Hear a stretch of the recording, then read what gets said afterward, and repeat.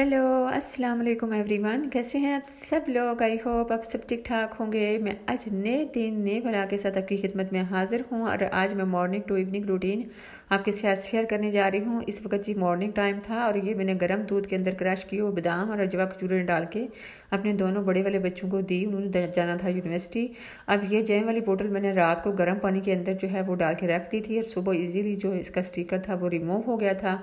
और ये कुछ सामान मैंने अपने देवर से मंगवाया था, यानी ये बनानास जो हैं वो, और ये जो आज मैंने साग बनाना था उसके लिए जी मैंने पालक की एक गड्डी मैंने मेथी की और एक मैंने हरे धनिया की उससे मंगवाई थी। बस ये बनानास मैंने बास्केट में डाल के इनको रखा और जो मेरा ये साग था इसको मैंने अच्छे से साफ़ करके और इसको मैंने वॉश करके तो ड्राई होने के लिए रखा। तो बस ये आज मैं साग की, कश्मीरी साग की ये रेसिपी है जो कि मैं आपके साथ शेयर करने जा रही हूँ। बहुत ही ज़बरदस्त बनता है, जिसके लिए आप लोगों ने मेरे साथ साथ रहना है। और अगर मेरी वीडियो अच्छी लगे तो मेरे चैनल को सब्सक्राइब भी कर देना है और लाइक भी कर देना है।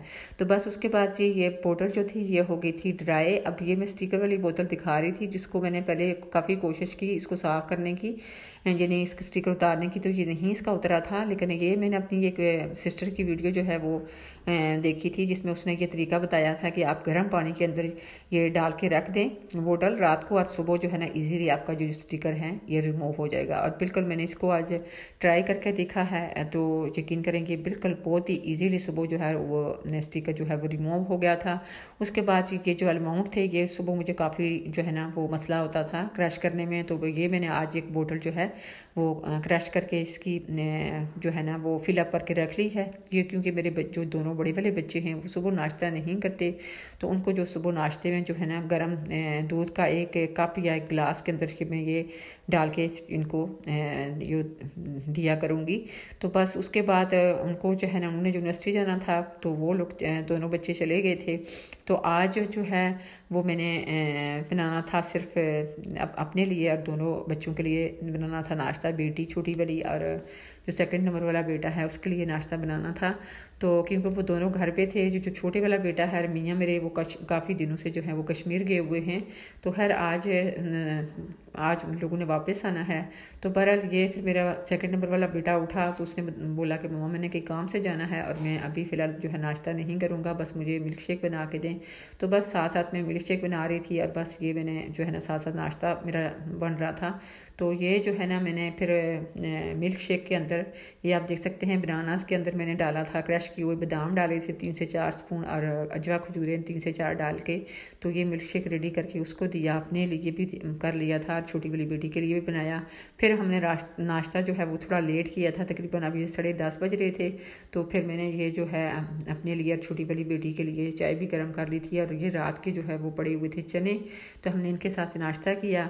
उसके बाद जी फिर ये मेरा जो था लेमन मैक्स ये ख़त्म था, तो ये फिर मैंने जो है वो इसको इधर अपने इसमें रखा बॉक्स के अंदर। तो अब बर्तन जो है वो सारे मैंने किचन के इकट्ठे करके सिंक में डाल के रख दिए थे।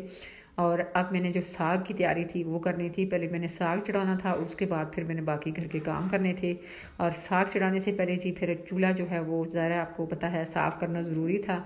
तो नाश्ते के बाद जी मेरा अभी जो है ना मैंने कोई काम नहीं किया था, तो बस अब मैंने चूल्हा जल्दी जल्दी जो है वो साफ़ किया।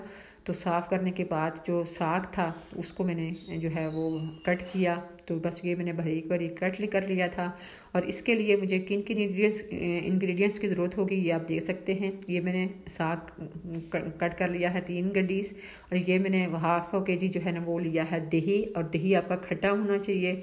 ये मैंने मकई का आटा लिया है और ये ड्राई फ्रूट्स हैं नारियल, ये मैंने फुल नहीं डालनी हाफ डालनी है। और 10 से 12 जो हैं वो बादाम हैं और 10 से 12 ही जो हैं काजू हैं। अब ये 1 स्पून चिली फ्लेक्स है, 1 स्पून जो है वो जो है चाट मसाला, 1 स्पून टर्मरिक और 1 स्पून सॉल्ट है, और 10 से 12 जो हैं वो ग्रीन चिलीज़ हैं। अब ये 2 से 3 स्मॉल साइज़ के मैंने ऑनियंस कट करके उनको मैंने लाइट सा जब कलर आया तो ये ग्रीन चिलीज़ जो 5 से 6 स्मॉल साइज़ की मैंने कट करके रखी थी ये इसमें मैंने डाल दी हैं।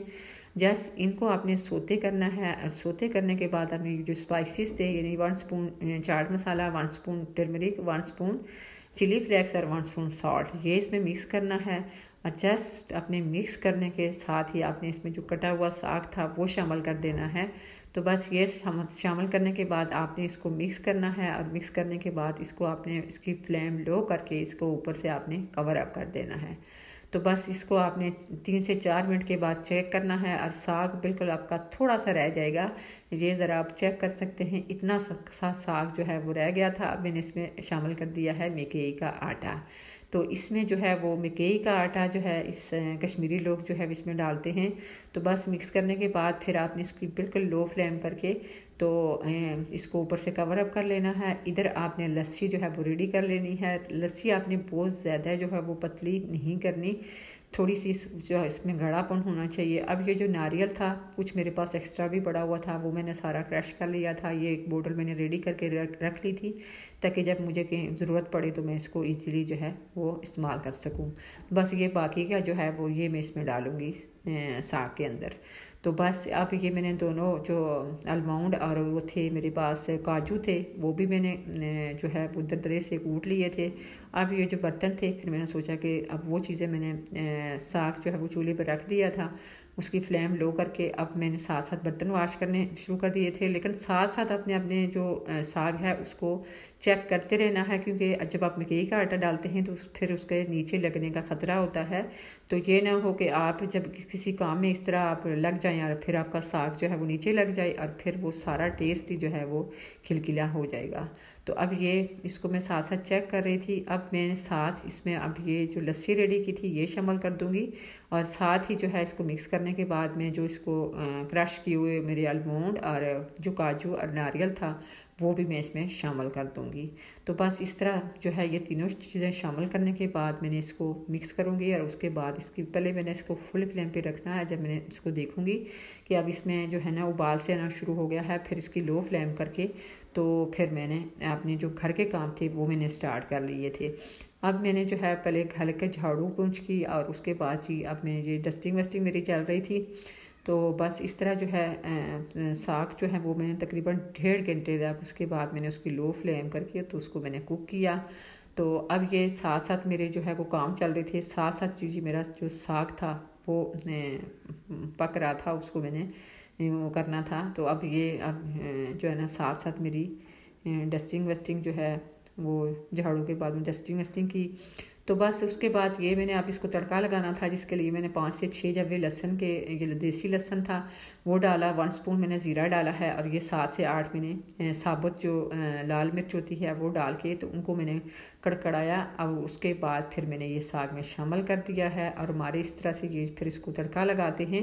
लेकिन दही जो है इसके लिए आपका खट्टा होना चाहिए, और वो आप एक दिन पहले ला के रख दें, दूसरे दिन जो है वो साग कुक करें, और उसको जो है ना इस तरह से आपका दही खट्टा होगा और साग फिर बहुत ही अच्छा आपका रेडी होगा। उसके बाद ये जो डस्टिंग वाला कपड़ा था इसको मैंने गर्म पानी के अंदर सरफ डाल के तो इसको मैंने साफ़ करके तो बैक साइड पे जी हमारी जहाँ लग रही थी इस टाइम धूप, तो उसको धूप में डाला। और साथ ही जी अब मेरी जो ज़ोहर की नमाज़ थी उसका टाइम हो गया था, ये अब देख सकते हैं 2 बजने वाले थे। तो बस अब मेरे बच्चों के भी आने का टाइम था, फिर मैंने जल्दी जल्दी जो है वो नमाज़ वगैरह पढ़ी। तो बस नमाज़ पढ़ने के बाद फिर मैंने जो है वो अब तंदूर के साथ जो है वो रोटियाँ लगानी थी। तो बस ये फिर मैंने तंदूर के साथ जो है पहले पेड़े बनाए, आटा जो बाकी का था वो जाके फ्रिज में रखा। उसके बाद जी अब मेरी जो रोटियां थी वो बन रही हैं, और इसको फिर मैंने जो है इस तरह से मैं लगाती हूँ तंदूर के साथ। जी हाँ, तो बस अब ये जो मेरी रोटियां थी ये भी बन चुकी थी। तो बस उसके बाद जी मेरे बच्चे भी आ गए थे यूनिवर्सिटी से, तो फिर हम लोगों ने जो है वो साग के साथ और तंदूर की रोटी के साथ हमने खाया दिन का खाना, जो कि ये बहुत ही मज़े का बना था। मैं यकीन करें आपको बता नहीं सकती, आपने ज़रूर मेरे तरीके से बना के इसको ट्राई करना है। तो बस उसके बाद जी जो बर्तन थे सुबह के भी और दिन के खाने के बाद के भी जो बर्तन थे वो ड्राई होने के बाद फिर मैंने अपनी जगहों पे इनको रखा, इनको समेटा। ये जो बास्केट थी इसको खाली किया। फिर शाम को जो है मेरे मियाँ आ गए थे। तो बस जी ये था मेरा आज का व्लॉग। अगर अच्छा लगा हो तो प्लीज़ इसको ज़रूर लाइक शेयर कर दीजिएगा अपने दोस्तों फैमिली फ्रेंड्स में। अपनी दुआओं में याद रखिएगा, मेरे चैनल को सब्सक्राइब कीजिएगा। इंशाअल्लाह नेक्स्ट वीडियो में मिलती हूँ एक नए व्लॉग के साथ। तब तक के लिए अल्लाह निगहबान।